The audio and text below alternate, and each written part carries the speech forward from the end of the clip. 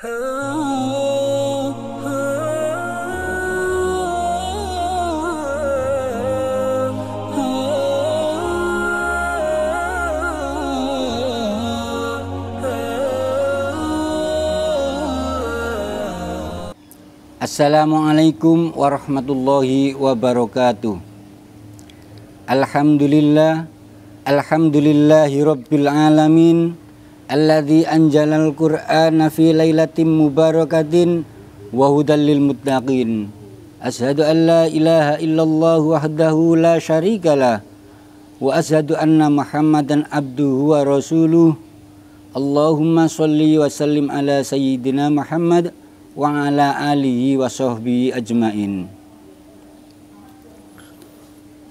Nuzulul Quran sudah disepakati para ulama, meskipun kata nuzulul Quran dari kata-kata inzalu ada juga di dalam Al-Quran, nazala ada juga di dalam Al-Quran tanzilu atau tanzilu mir rabbil alamin, inna anjalnahu fi lailatin mubarakatin.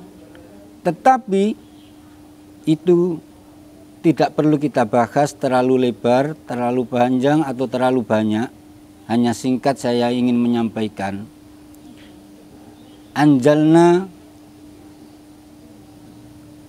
fi lailatin mubarakah, atau boleh dipakai tanzilum mir rabbil alamin dari nuzulul Quran tersebut.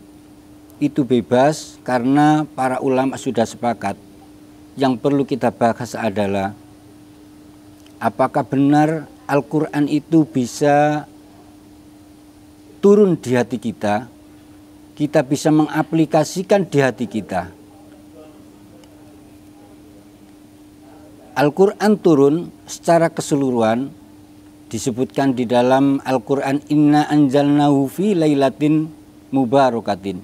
Inna anjalna fi lailatul qadr wa ma adraka ma lailatul qadr. Itu Quran diturunkan oleh Allah secara keseluruhan, yaitu dari Lauh Mahfud. Dari Lauh Mahfud.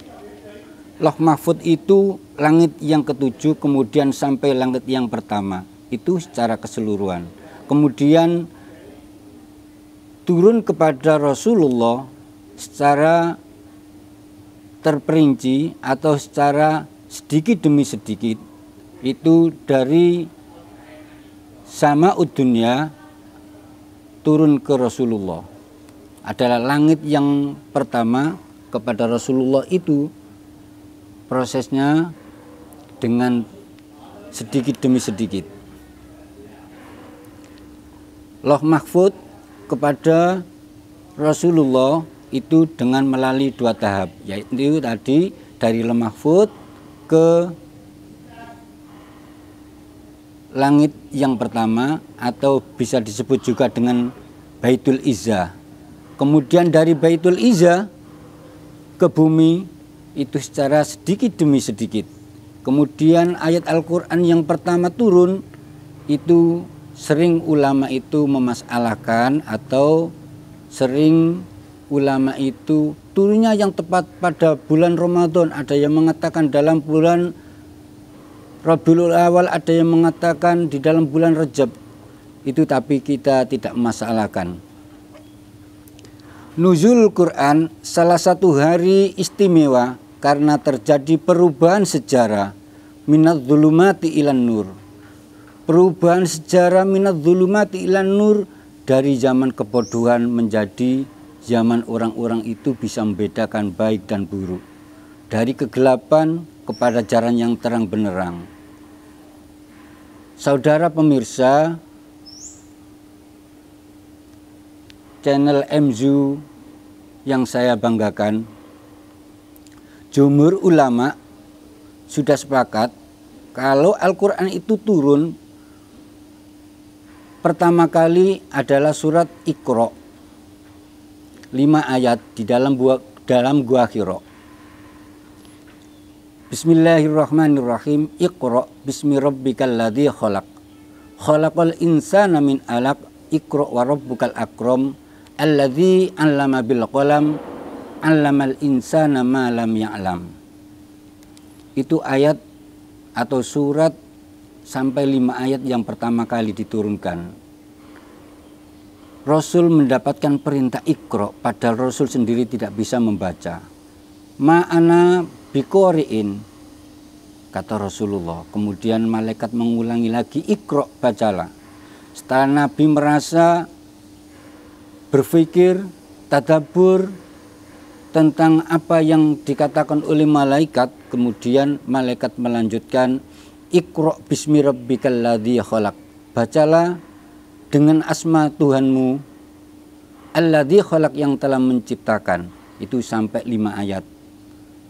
Yang ayat kelima, allamal insana ma lam ya'lam, mengajarkan manusia dari yang tidak tahu menjadi pandai. Pemirsa channel MU yang saya banggakan, Nasrani mempunyai kitab Injil, Yahudi mempunyai kitab Taurat, Hindu mempunyai kitab Weda, Buddha mempunyai kitab Tripitaka, Majusi mempunyai kitab Zen Avesta, dan orang Islam mempunyai kitab dan harus diyakini dan wajib kita yakini yang namanya Al-Quran. Quran kita yakini karena Al-Quran sebagai kitab suci tanpa ada keraguan-raguan. Dzalikal kitabu la raiba fi. Itulah Al-Quran. Tidak ada keraguan-raguan fihi, di dalamnya. Bahkan ini pernah ditentang waktu zaman Rasulullah, karena zaman Rasulullah itu banyak umat Rasul itu yang ahli sejarah, banyak umat Rasul itu yang ahli dalam bidang sastrawan, dalam bidang pujangga, dan banyak sekali pujangga-pujangga dan sastrawan-sastrawan itu yang menentang keberadaan Rasul sebagai Rasulullah, penerima wahyu yang berupa Al-Quran itu.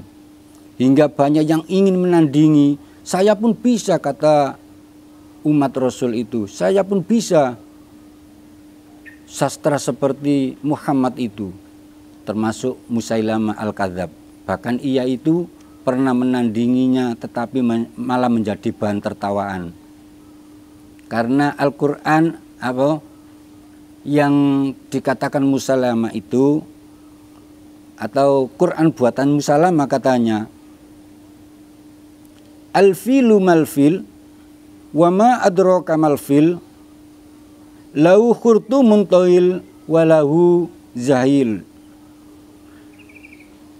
Gajah, apa itu gajah? Tahukah kamu gajah? Gajah belalainya panjang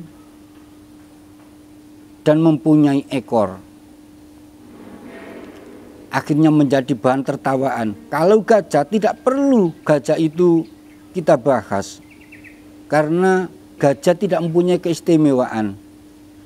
Ditulis di dalam Al-Quran itu karena keistimewaannya itu pada waktu itu merupakan hari dikenal serangan gajah. Tetapi Musailamah Al-Kadzab ingin menandingi Al-Quran, tetapi malah bahan tertawaan. Bahkan dipertegas oleh Al-Quran, wa in kuntum fi raibim mimma nazzalna ala abdina fa'tu bi suratin min misli. Kalau kalian itu merasa ragu, maka datangkanlah surat itu min misli, walaupun toh satu surat itu semisal. Dan apabila tidak mampu kalian mendatangkan sendirian, fad'u syuhada, ajaklah dengan bersama-sama untuk menandingi Al-Quran. Baik itu segi sastranya, segi seninya, dan segi apa saja. Itulah Al-Quran tanpa ada keraguan-raguan. Yang kedua, Al-Quran kita yakini karena Al-Quran sebagai kitab suci, ajarannya sesuai dengan fitrah manusia. Kita ingat cerita ini pada waktu bulan Ramadan puasa, setelah Rasul melaksanakan sholat duhur, ternyata ada orang itu datang kepada Rasul. Halaktu ya Rasul, halaktu ya Rasul, halaktu ya Rasul. Kata Rasul, mahalakaka. Orang itu lalu menceritakan, Rasul, saya tadi bertemu dengan istri saya Rasul, tapi saya itu tidak kuat, padahal saya ini berpuasa. Bagaimana Rasul? Rasul dengan cepat menjawabnya, merdekakan budak. Rasul, saya tidak punya budak Rasul. Puasa 2 bulan secara berturut-turut. Kemudian kata orang itu,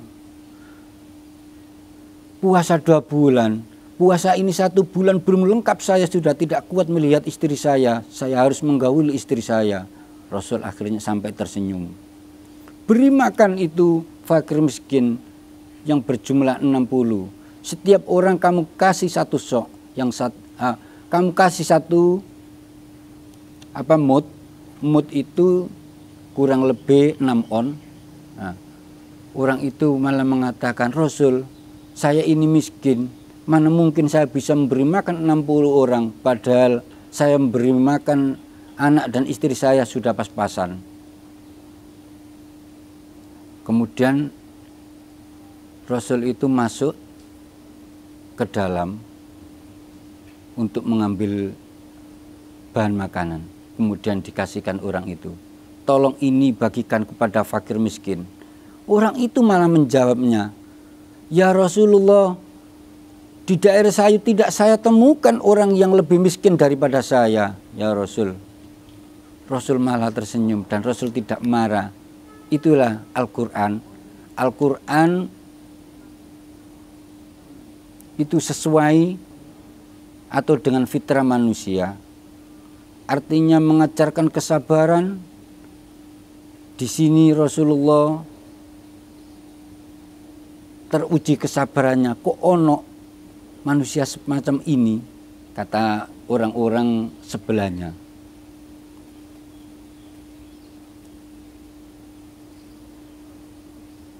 Ukhillalakum lailatas syami arrafathu ila nisaikum. Nah, ini dipertegas di dalam ayat yang lain. Dihalalkan kepada kalian pada malam hari asyam, pada malamnya puasa itu, arrafathu, untuk bisa menggauli istrimu, ila nisaikum. Nah, jadi Al-Quran itu ajarannya selalu sesuai dengan fitrah manusia.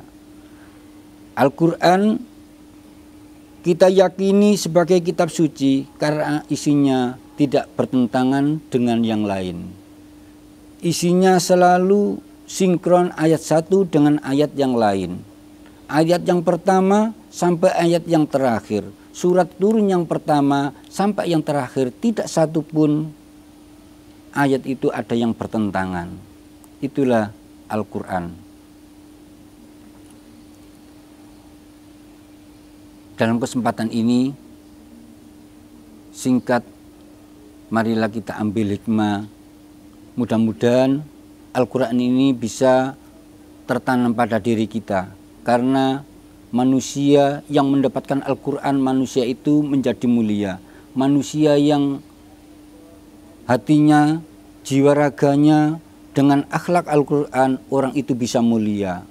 Hari diturunkannya Al-Quran, maka hari itu menjadi mulia.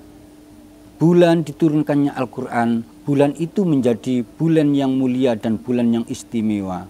Bahkan air kalau dibacakan Al-Quran menjadi air yang berguna, bermanfaat, bahkan mengeluarkan obat-obatan untuk si peminumnya.